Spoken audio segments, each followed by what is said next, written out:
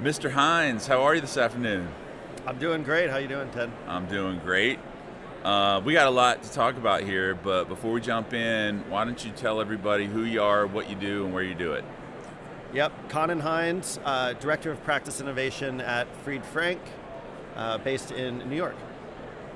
And you're a longtime law firm guy, correct? Yes, I've been since law school, I've been in law firms for 17 of my 19 years in the profession. So, yes. Long time. I'm pretty much very comfortable in the law firm setting. You're a vet. So I started my journey about that time, 2008, which was a hell of a time to quit your day job and start a company, but especially one that caters to law firms, because you remember how difficult a period that was. Is that not still difficult today? No, it's less difficult. Like, okay. People will write checks. It was like a different story in 08, 09. Yeah, well, yeah, that makes sense too. Yeah. But so we got a lot to talk about. Why don't we start with the ever-present AI topic? Why not? No one's really talking about it. I know. So. It's not. All you do is just take a glance and you see AI in just about every booth. Yeah. So you and I discussed models and whether or not they've plateaued. We just had GPT-5 release. We may even need to talk about, have they gone backwards with GPT-5?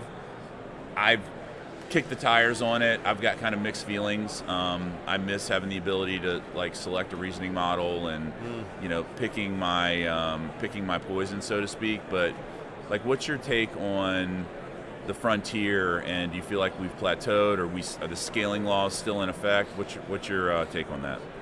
Yeah, I think it has plateaued. I'm not saying there won't be incremental improvements or there aren't reasons to still continue to do large language model training, but I think we saw with GPT-5, even if you are pro GPT-5, I don't think anybody would say the jump from 4 to 5 was anywhere near the jump from 3.5 to 4, definitely not 3 to 4. So now we can talk about all the different numberings and all the different naming conventions that OpenAI uses, but what interests me there is that we can now start talking. I think it's actually a good thing. I think we want the models to plateau, because even with GPT-5, it breaks down a lot of some frameworks that you may have built, and it can cause you to go back to the drawing board and rebuild your governance and some of the useful functionality that you had relied on. So something that's more stable, and let's not forget, this is still a wonderful tool. And I think we just get hung up on, and I hear vendors telling me, well, the models are just going to continue to get better, and I'm like, well, don't serve me that. Where are they going to get the data? I don't think it's coming from synthetic data to hit those sort of scaling levels. And but I think it's actually a really good thing, and it doesn't have to be a negative thing. Yeah.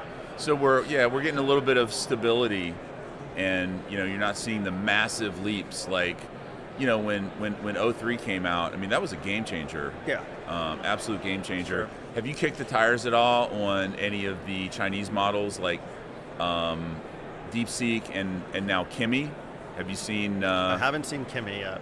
Kimi is really interesting, and they were kind of a dark horse. I think maybe that's Alibaba's model. Mm-hmm. Yeah, I've kicked the tires on it. Obviously, you can't put anything remotely sensitive there, but man, it really hums. And when you think about all of the export controls that are in place that seem to be only ramping up, like the fact that they have been able to keep pace, like R1 blew everybody's mind. And yeah. I feel like really it was a little bit of a gut check for the U.S. frontier companies. It kind of cut against the narrative of we need to have a lot of public investment into massive data centers, which I am not.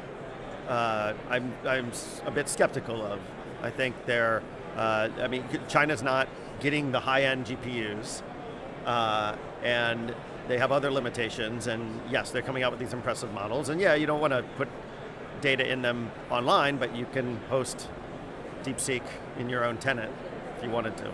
Exactly. Yeah, and you still have these models are trained and have a tone that aligns with whoever created them. Yeah. You know what I mean? If you go in and ask about Tiananmen Square and DeepSeek, you get a different answer. You're going to get a very different answer. But it's true here in the U.S. too. I mean, Absolutely. look at Grok, right? Yep. I mean, what was the Hitler character? Yep. Remember, that was like, not that was intentionally put in there, but you know, and I think we're going to get even more of that. I don't know if you've had a chance to read the Trump's AI action plan, but they talk about how what these things should and shouldn't do, and they're prescriptive, and it's like makes you step back and go, all right, well, who's making the decisions? Even if you support this administration, there's going to be a new administration potentially in 4, definitely 8 years. Are we going to let those people dictate what the tone and what these models can and can't say? It seems like we're walking into a minefield. Aren't we just outsourcing it to big tech? I think we're just going to let big tech decide and run it, which I don't know what's worse, big tech or big government running these things. We're kind of in a tough place, and really what it should be, a society should be dictating. And I think you have to have, you can't just say, oh, I like this model and this is what I'm going to use, especially as a lot of people use it for as a news source, as a research source. So you really might need to run it a DeepSeek versus an OpenAI versus a Grok. And you'll get 3, I think, quite different answers on some of these more polarizing questions. Totally, yeah, and they all have their strengths and weaknesses. Like, I kind of rotate between 4. It's ChatGPT, Claude, Gemini, and Grok. Yep. And just Grok recently, since Grok 4 came out. And man, it is impressive how quickly Google and XAI have closed the gap. Like, they were both way behind, and out of nowhere, they are on par with OpenAI and Claude. Would you agree? Gemini? Yeah, I think Gemini has gotten in, and it kind of makes sense. It's really, I guess, unsurprising to see Google make that stride. They were kind of the laughing stock. They were. Bard was a joke. Yeah, Bard was a joke. But if we really think about it, it all came from them anyway. Yeah. All this transformer technology, they have all the data, they have the software chops. I think it was inevitable. Although, you can contrast with that something up with Apple, and Apple's now the joke of the industry, way worse than Google ever was. Microsoft's not far behind. Yeah, I don't even know if Microsoft has anything. Well, I just mean with Copilot. Yeah. You know my thoughts on Copilot. I know your thoughts on Copilot, and I'm completely aligned with those. So I don't even know what else we can add to it there. And I was actually in a lunch right before this with one of the legal AI companies, and someone said, "Oh, your Word plugin's better than Copilot," and that's a pretty low bar. Yeah. Like the founder's like, "Yeah, that's not really saying much." Yeah. Yeah. So and that might be okay. I think have the foundational model companies do their thing, and sometimes that'll be wrapped up in a bigger company, and maybe sometimes not.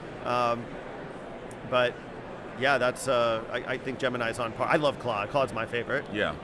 Of them. Yeah, I really enjoy Claude too, especially for writing. It has a very,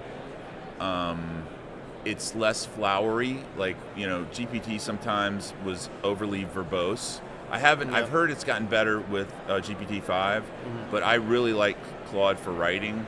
In fact, for my podcast, how I do it is I have a 30-minute meeting to plan out an agenda. I record it, I take the transcript, I upload it into a custom Claude project where I've trained it and have custom instructions on what I want my agendas to look like. And it gets me 80, 85%. I just make a couple tweaks. Yeah. It's amazing. So the thing I love most, and the reason that I keep my subscription active with Anthropic, it's all the research that they're doing and how transparent they are with, I don't know if you heard the story, you probably did, about how they tested it with threatening to turn it off, and it found some emails from a CEO and it blackmailed to stay alive. I think it was a controlled hack or something. But yes, it was, when it was threatened, it was And I think, that's kind of the genesis of Anthropic, right? Anthropic spun out of what was perceived to be quite a corrupt and nefarious operation being run over at OpenAI. And I'm telling you right now, I'm in the middle of this book, Empire of AI. Have you read it? No. Yet, by Karen Howell. It's blowing my mind. You've got to read it. It just came out in May, and it's basically, a lot of it's about the story and the last 10 years of OpenAI and its history, and then just, the whole AI industry and how it evolved and how actually, we could go down to the rabbit hole here, and I don't even want to, just talk about the book, but just how artificial intelligence itself, having the word intelligence, forked AI into a totally different direction than what it was named before, which was like autonoma something, and it was not sexy. And then this marketing piece comes on, and it's sort of taken off from there. Yeah. Well, let's talk about like innovation in legal, which legal innovation has historically been a little bit of an oxymoron. I saw an interesting article. I talked about it with Zach Posner on here yesterday. It was from a VC fund, and they said they were giving their prediction on where the market's going, and they had a hilarious metaphor. They said if Rip Van Winkle woke up, the only thing he'd recognize is a law firm. Yeah. So it's like legal innovation, it has been like jumbo shrimp and military intelligence, but now it's real. And I think ChatGPT a few years ago, it's been almost 3 years now, has really kind of changed law firms' perspective on how strategic tech is. Tell me about your thoughts on, the process of building an innovation function in today's world. Yeah, so there's no standard and there's no one size fits all, I think, for every law firm. So I can only speak to how I would do it, being sort of in this world for the last dozen years. We're trying to build a startup basically in the firm, and so that's how I look at it. And I'm trying to hire people. I have to write a job description and give them a title, but I'm not really looking for positions to fill. I'm looking for people with skills and ambition to join the cause, and people who can wear many hats, they can pivot, and they are motivated, right, to seize this challenge. I think the tough thing in law firms is how, usually when you think of startups, you don't think of, mahogany wood paneling in the hallways. You think of something way cooler with ping pong tables and the like. So, how do we get people excited? AI really is part of that, because the great thing about ChatGPT is it understands language. That's really all it does, actually. It's just language generation, and that's perfect for law firms and what we do. And it's always been, and it's still, to some sense, is still the case today, where you need to structure the data to get the most out of the AI. But breaking down how much manual effort you need to structure the data anymore is becoming, I think, lower and lower, more trivial, and that's exciting. If you can actually maybe recruit an AI engineer over, because you're saying, hey, you're going to be able to work on this really interesting, high-value stuff, and there is, law firms can compete, I think, on salary. Maybe not with some of the, money that Zuck is throwing around. Yeah. 250 million, I think, was the most recent hire. But I'll tell you what, there's a lot of people, I think, that are coming out with data science degrees and with these computer science degrees and have the chops. It's now just giving them a purpose. And so that's kind of how I'm trying to think of it. People first, building a vision, and then follow with the tech and deployments. So what about empowerment? That's been one of the challenges with innovation. I talked about it on a previous episode, but I did an analysis of the ILTA roster in 2014 and how many titles had innovation in them. That. There were 16, and then when I looked again 10 years later, there was 330. 1,800% increase. Today there's over 400. So massive growth in the innovation function. And then the Blickstein Group did a law department operations survey in December and asked law firm clients, do you agree that your law firm is your law firm innovative? Almost 2/3 either disagreed or strongly disagreed. So you've got 18x increase in innovation investment over the last 10 years, and 2/3 of the customers don't think we're innovative. Like, where's the disconnect there? Well, it's the wrong term. Okay, so we're innovation teams, but I'm not an innovation team. It's practice enablement, something like that, not as sexy. Innovation is what the clients pay for, and that's those are your top talent lawyers. The lawyers innovate. They come up, they handle, our firm, very complex transactions, novel fact patterns, multi-party negotiations, sophisticated tax approaches, right? I mean, this is innovation. We are constantly creating new legal products. We don't really talk about it that way. And so in our bubble, we're innovating, but really we're just modernizing and empowering what the actual innovation we do, because that's how you make money. Most companies, that's kind of how you make money, is you innovate, and people there's a market for that, and people assign a value to that, and then they pay you for it until it gets commoditized, or someone can do it better, or another technology completely blows up that idea. You know, Netflix blows up Blockbuster or something. So you had a quote, I think you said, all software is tech, but not all tech is software. What did you mean by that? Yeah, so I mean, the roots of the word technology, I mean, it's really about, there's a couple different definitions, but mostly it's a scientific process to do or a scientific approach to doing a process. And there's a lot of technology that we can do that's not necessarily software. And I think we lose that thread. I think software and technology today is synonymous with each other. And it was kind of co-opted, right, by big tech. And that, to me, is we talk, I think it's important, like, what does AI mean to you? What does technology mean to you? And I think we just kind of all assume that we all know and we're all talking in the same way. But I think words, they have meanings for a reason, and we should stick to those meanings. Technically the word agentic is not a real word. No. It's not in the dictionary. It's agentive would actually be the word, but that doesn't pop as much, right? I'm not saying I have a problem with that, but I'm just saying, technology is just applying science to a business process, and legal project management is a technology, and there's nothing digital or code-based about it. That's a great point. So how much time have you had to spend on the exhibit floor since you've been here? Not as much as I wanted to. I'm going to do more today, but I've been getting some nuggets from people. You've been by the Infodash booth, I hope, over there. Yeah, they're always spamming me with it. No, of course. Did you see our kicks? I got to show the camera. Yeah, the well, Infodash kicks. I saw it on LinkedIn. I think Adam had posted, and then I saw Matt with them the other night. So no, very cool.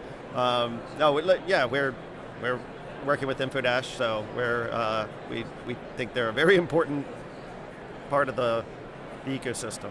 Have you seen any other interesting, and this doesn't necessarily have to be on the exhibit hall floor, but any other interesting technologies, maybe not necessarily company names, but things that either vendors or law firms are doing with technology since you've been here? Yeah, this is a running theme this year, is that the overlap in functionality with a lot of the tools is becoming more and more prominent. It's making it very difficult for people to make decisions, or it might cause people to delay those decisions. And timing is, I think, the most interesting thing, is when you go in on something. But now, these products are swallowing up features of the other, and vice versa. So that to me is really interesting. I think I saw some. I like like what the deep judge people are doing, and I've seen some really cool like auto taxonomy, like on the fly, like. And this isn't released. I hope I'm not revealing anything top secret, but it was really pretty badass. Huh. Well, that's a huge gap for law firms. Is lawyers profiling documents doesn't always happen in the DMS, so yeah, they need some help. Exactly, and they're asking for it, and I sit in those KM meetings sometimes. It's like, how are we going to title a document, and what are our doc types, and what class? It's like, okay, well, when is AI going to figure this out? Well, it's pretty much here. Yeah, that's good stuff. Well, hey, I know how full your dance card probably is at ILTACON, so I appreciate you taking a few minutes to chat with us today. Absolutely, Ted. Thanks for having me. All right.